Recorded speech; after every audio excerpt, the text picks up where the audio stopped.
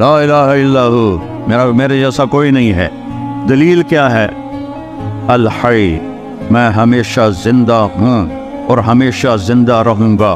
کوئی اور دکھاؤ جو ہمیشہ زندہ ہو اور ہمیشہ زندہ رہے، کوئی اور دکھاؤ، آج تک کوئی نہیں ہے۔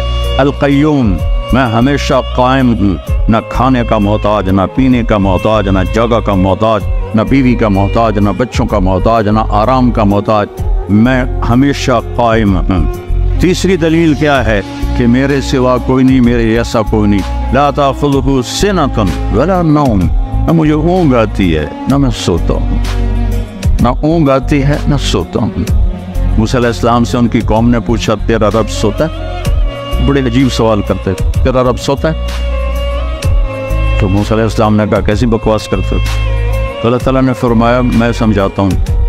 رات ہوئی نا تو اللہ نے فرمایا 2 پیالے لے کے کھڑے ہو جاؤ، اور دیکھو یہ پیالے ٹوٹنے نہیں چاہیے، کھڑے ہو جاؤ۔ اب موسیٰ علیہ السلام لے کے کھڑے ہو گئے۔ انسان ہیں، تھوڑی دیر بعد تھکن شروع ہو گئی، تھوڑی دیر بعد اونگ ہونی شروع ہو گئی، جھٹکے شروع ہو گئے، سنبھال کے رکھ رہے تھے۔ ایک دم جو جھٹکا آیا زور سے نیند کا تو دونوں پیالے گر کے ٹوٹ گئے۔